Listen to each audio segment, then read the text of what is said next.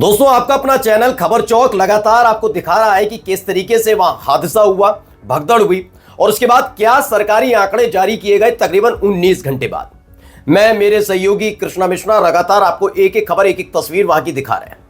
लेकिन क्या 30 का जो आंकड़ा 19 घंटे बाद प्रयागराज की पुलिस और प्रशासन की तरफ से जारी किया गया वो सच है या वो आंकड़ा बहुत बड़ा है? क्योंकि कई चश्मदीदों का बयान भी हम आपको अब तक दिखा चुके हैं कि चश्मदीद बता रहे हैं कि हालात ऐसे थे कि 30 तो मान ही नहीं सकते कि 30 लोगों की मौत हुई है। यह आंकड़ा 100 से ज्यादा का है। एक साधु थे, संत हैं, उन्होंने तो दावा कर दिया कि यह आंकड़ा 100 भी नहीं 1400 से ऊपर हो सकता है, क्योंकि करोड़ों की तादाद में आए थे। और जब वहां जो हालात बने हुए थे, वहां तो कोई पुलिस वाला नहीं था, मतलब प्रशासनिक अधिकारी नहीं थे, उन्हें क्या पता, वो तो कागजी खेल करते हैं। अब जो नई रिपोर्ट निकल कर आई है, सनसनीखेज रिपोर्ट है, इसे आपको देखना चाहिए कि एक तरफ प्रयागराज की पुलिस और प्रयागराज का प्रशासन यह दावा करने में जुट जाता है कि मौत सिर्फ 30 लोगों की हुई है, लेकिन प्रयागराज की धरती से पर जो जिंदा आए थे, जिनकी जो लाश में तब्दील हो गए अपनी अपनी पीठ के बिस्तर पर, जब उनका शव उनके घर तक पहुंचा और उसे अगर आप गिन लेंगे तो वही आंकड़ा 40 से ऊपर का है। यही नहीं, कई और रिपोर्ट्स निकल कर आई कि अलग अलग जगह 3 जगह भगदड़ हुई थी। तीनों का जिक्र नहीं किया, केवल प्रयागराज महाकुंभ का जिक्र करके छोड़ दिया। उसी दिन प्रयागराज में महाकुंभ से जुड़ी हुई व्यवस्था कितनी खराब थी कि 3 जगह भगदड़ हुई थी और तीनों जगह मौत का आंकड़ा निकल कर आया। एक एक खबर दिखाने जा रहा हूं। नमस्कार, मैं हूं प्राज्वल गौतम और आप देख रहे हैं खबर चौक। देखिए, सबसे महत्वपूर्ण बात होती है, पत्रकारिता के लिए कहा जाता है कि आपको निष्पक्ष तौर पर बताना है, लेकिन आप जानते हैं चमचमाती लाइट्स, सूट बूट और तगड़ा मेकअप करके झूठ बोलने वाले तमाम एंकर न्यूज चैनल में जो बैठते हैं, न्यूज जो बड़ी बड़ी डींगे हाँकते हैं बैठकर, उन्होंने चमचमा दिया पूरी तरीके से कि महाकुंभ जैसी व्यवस्था उन्होंने जिंदगी में आज तक नहीं देखी, कुछ नहीं देखा, उससे बेहतर तो कुछ देखा ही नहीं। और आज भी देखिए, वो प्रयागराज महाकुंभ को लेकर माहौल क्रिएट कर रहे हैं सिर्फ सरकार के लिए। मैं ये नहीं कह रहा नहीं होना चाहिए, महाकुंभ हमारा भी है, सनातनी हूं मैं भी ब्राह्मण हूं, लेकिन उसके लिहाज से आपको जो हमारा कार्यक्रम है उसमें अशांति कैसे हुई इस पर गौर करना चाहिए। ठीक है, चलिए पहले मैं खबर पर लेकर आता हूं। देखिए, इस खबर को पढ़िए, दैनिक भास्कर की यह खबर है।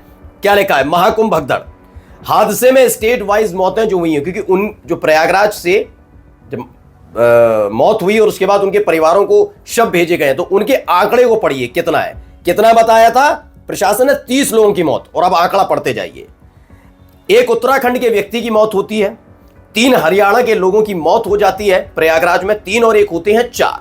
राजस्थान के 3 लोगों की मौत हुई, 4 और 3 7, गिनते जाइए। गुजरात के एक व्यक्ति की मौत हुई 8। कर्नाटक के 4 लोगों की मौत प्रयागराज में हुई, 8 और 4 12। झारखंड के 2 लोगों की मौत हुई, 12 और 2 14। पश्चिम बंगाल के 2 लोगों की मौत हुई, 16। असम 15 और 8। ये कुल मिलाकर अगर आप देखेंगे तो ये हो जाता है आंकड़ा 15 और 8 आराम से 23, और 16 लोगों की मौत हो जाती है उत्तर प्रदेश की। यानी कुल मिलाकर ये आंकड़ा 41 पर पहुंचता है। ये आंकड़े उन लोगों के हैं जिनकी मौतों को छिपाया जा रहा है। क्या मतलब? ये 30 लोगों की मौत को तो आपने बता दिया, लेकिन प्रयागराज की धरती से जो शव उठकर उनके घरों तक गए हैं, उनको अगर आप गिनते हैं तो आपको पता लगेगा कि प्रयागराज का पुलिस और प्रशासन कितना बड़ा झूठा है, कितनी बड़ा झूठ बोल रहा है, कितना बड़ा झूठ परोस रहा है। अब ऐसा तो नहीं कि उनके सपने में आया हो कि हमें झूठ बोल रहा है। ये ऊपरी दबाव है क्या? ये किस आधार पर झूठ बोलने की रवायत शुरू की है? कहा जाता है कि संत कभी झूठ नहीं बोलते और ना झूठ पसंद करते हैं, ना बर्दाश्त करते हैं, लेकिन योगी आदित्यनाथ की सरकार में होते हुए ये झूठ बोल रहे हैं। और ये कह दिया जाए कि योगी आदित्यनाथ को पता नहीं, वो तो बड़े मासूम है, तो ये सबसे बड़ी बेवकूफाना बयान और हरकत होगी।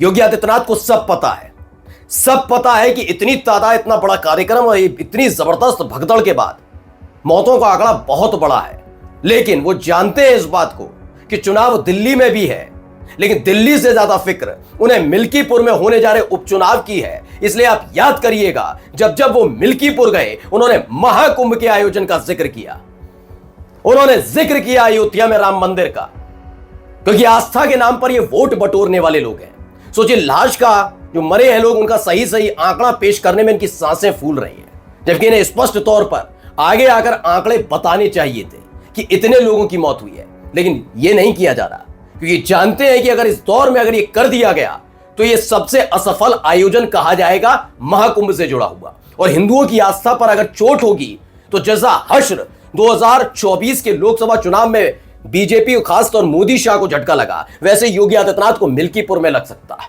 इसीलिए अभी आंकड़े छिपाए जा रहे हैं, बताए नहीं जा रहे।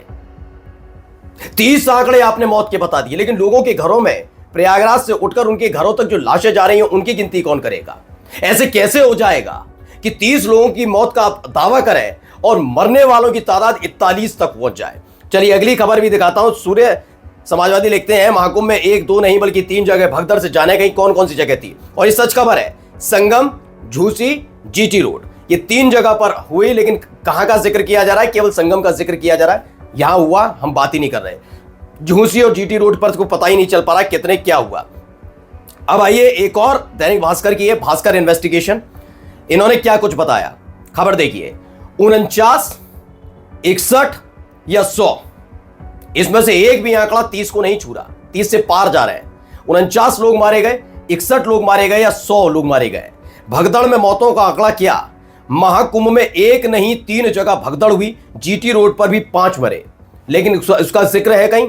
नहीं है जिक्र। उनका जिक्र नहीं करना, इनका जिक्र नहीं, केवल उतने इलाके का करके अपना एक रिपोर्ट सौंप दो, बता दो हम कितने तत्पर और तैयार लोग हैं, हम झूठ नहीं बोलते। आप सबसे बड़े झूठे लोग हैं जो लाश का सही से आंकड़ा नहीं गिन सकते, सिर्फ इसलिए क्योंकि आपकी सत्ता को चुनौती पहुंच जाएगी। आप एक असफल और नाकाम आयोजककर्ता के तौर पर इतिहास में दर्ज हो जाएंगे, इसीलिए सिर्फ ये सब किया जा रहा है। प्रशांत कनौजिया लिखते हैं, एक भी महंत, संत, महामंडलेश्वर, कथावाचक, शंकराचार्य गरीबों की मदद करते नजर नहीं आए।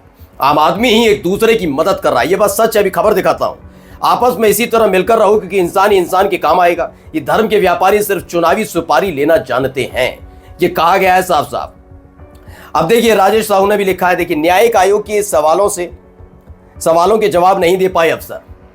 पूछा महाकुंभ में कहां कहां घटना हुई, सभी सीसीटीवी फुटेज दिखाई है। सवाल ये उठ रहा है क्योंकि उससे पहले बहुत बड़ी बड़ी बातें हैं, ये हाइब्रिड होगा, ऐसा होगा, टेक्नोलॉजी से लैस, कोई गलती नहीं, ये वो तमाम चीजें। 1000 करोड़ का बजट था महाकुंभ का, 2700 सीसीटीवी कैमरे लगाए थे। मुझे एक सीसीटीवी फुटेज दिखाइए जो सोशल मीडिया पर तैर रही है या फिर तमाम किसी न्यूज चैनल ने चलाई हो।